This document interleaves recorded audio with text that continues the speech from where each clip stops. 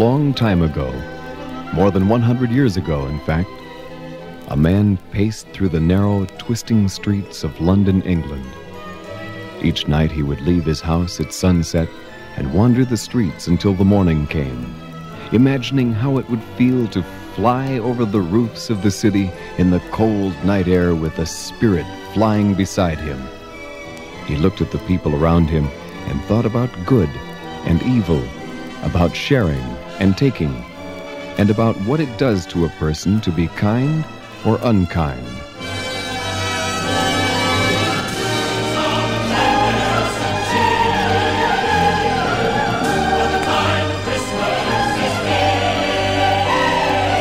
At the end of 2 months, the man, whose name was Charles Dickens, had written one of the greatest stories of all time. A story about a cruel, stingy old man who was visited one Christmas Eve by 3 ghosts: the ghost of Christmas past, the ghost of Christmas present, and the ghost of Christmas yet to come. Dickens called his story A Christmas Carol, and he gave the old man a name that sounded mean and selfish: Ebenezer Scrooge. During Charles Dickens' lifetime, he wrote 15 novels which people think today are among the best and most exciting stories ever written. But the one the world loves most is the story of how Ebenezer Scrooge turned from a bad man into a good one in the space of a single night. You may already know about Scrooge's story, how he walked home from his office one Christmas Eve into the greatest adventure of his life. You may know how he felt about Christmas. Hamburg! Poppycock, Balderdash, bad. Or even how he felt about people. I hate people.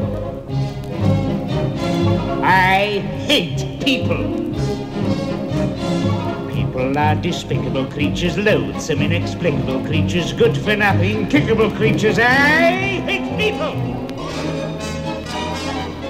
I detest them. I deplore them. Fools who have no money spend it, get in debt, then try to end it, beg me on their knees, befriend them, knowing I have cash to lend them.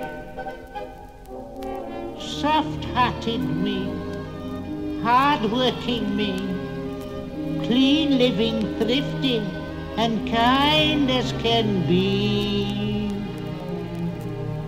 Situations like this are of interest to me.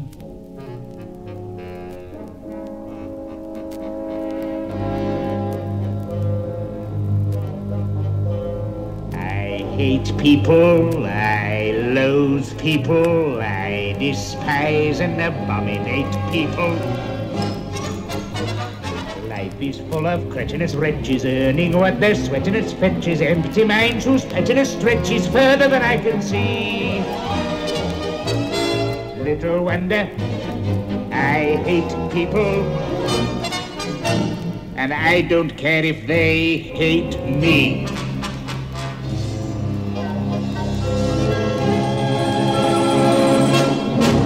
A Christmas Carol is such a popular story that 6 movies have been made from it.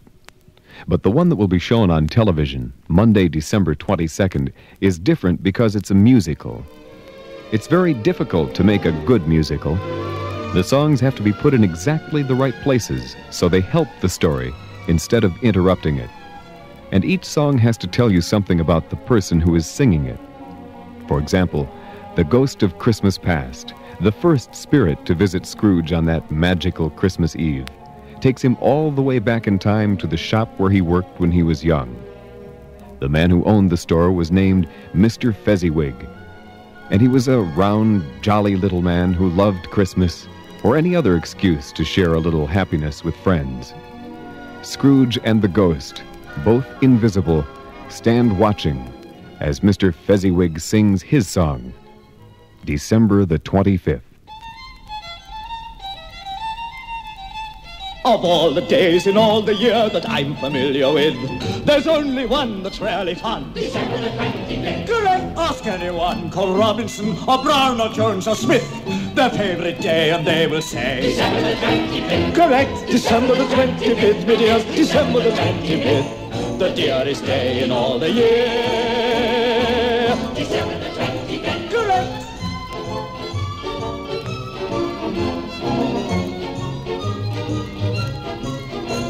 If there's a day in history that's more than any myth, beyond a doubt, one day stands out. December the 25th. Correct. I don't hear any arguments, so may I say forthwith, I wish that every day could be December the 25th. December the 25th, me dears, December the 25th, the dearest day in all the year. December the 25th, me dears.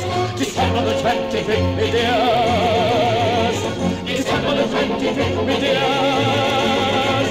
December the 25th.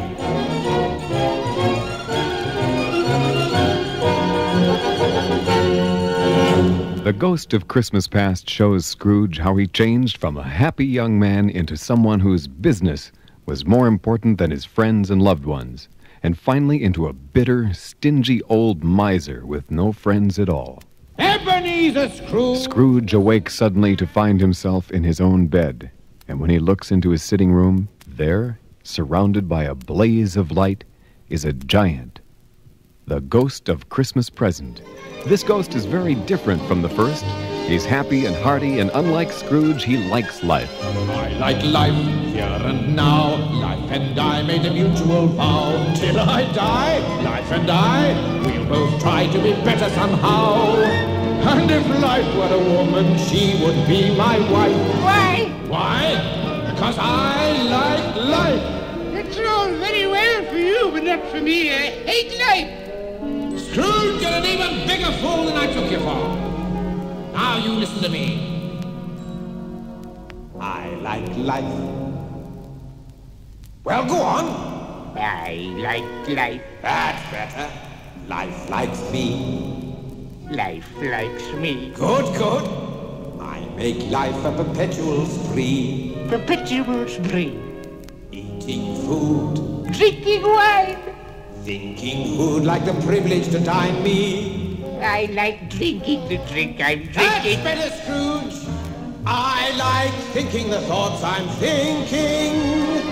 I like songs, I like dance, I hear music and I'm in a trance. Tra-la-la. Whoop-a-pa, chances are we shall get up and prance. Where there's music and laughter, happiness is right. Why? Why? Because I like life.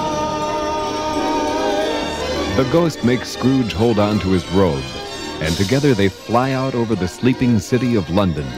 They see people gathered to celebrate Christmas together, and Scrooge begins to understand how much he has missed by closing himself away from people. There's music and laughter, happiness is right. Why? Because I like life. See how much we like life. He's beginning to feel truly happy for the first time in years and years when suddenly he realizes he's back in his bed again. And at the foot of the bed is the most terrifying spirit of all, the ghost of Christmas yet to come. Scrooge is very frightened, but he takes the spirit's sleeve and once again he flies out through the window. Only this time he flies into the future. They finally come to rest in the street outside his office, where a large crowd has come together to sing a song of gratitude. Scrooge doesn't know why they're grateful, but he joins in. Thank you very much. Thank you very much. That's the nicest thing that anyone's ever done for me. I may sound double Dutch, but my delight is such. I feel as if a losing war's been won for me. And if I had a flag, I'd hang me flag out to add a sort of final victory touch. But since I left me flag at home, I'll simply have to say thank you very, very, very much. Thank you very, very, very much. Thank you very much. Thank you very much. And that's the nicest thing that anyone's ever done for me. It sounds a bit bizarre, but things the way they are. I feel as if another life's begun for me. But since I left me people alone, I simply have to say thank you very, very, very much. Thank you very, very, very much. No, dear friends, it is I who should thank you. Thank you very much. Thank you very much. That's the nicest thing that anyone's ever done for me. The future looks all right. In fact, it looks so bright. I feel as if they're polishing the sun for me. And if I had a drum, I'd have to bang it to add a sort of rumty-tumty touch. But since I left me drummer at home, I simply have to say thank you very, very, very much. Thank you very, very, very much. Charles Dickens always saved at least one surprise for the end of his stories. And Ebenezer Scrooge gets the surprise of his life when he finds out why everyone is so thankful. If we told you, we'd give away the surprise. So let's just say that the story has a happy ending, and that Scrooge learns a lesson that makes him a better and happier man. I will take the time I have left to live, and I will give it all that I have left to give.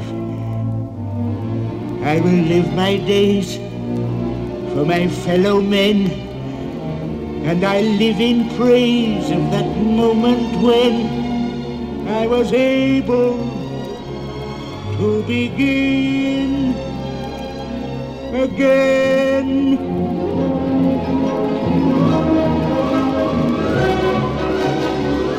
I will start anew.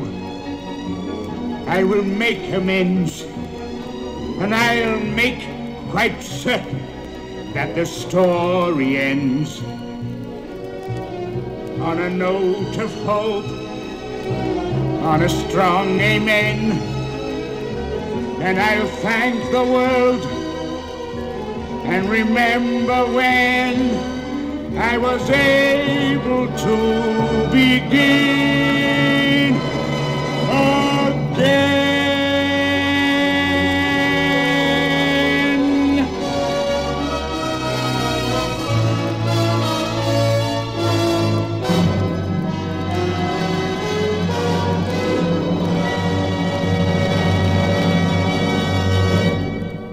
Charles Dickens always believed that people could and should be better to other people than they are. That was the moral of most of his books. And one of the things that made him a great writer was the fact that he could make his readers realize the truth of his moral, while he also kept them entertained and fascinated.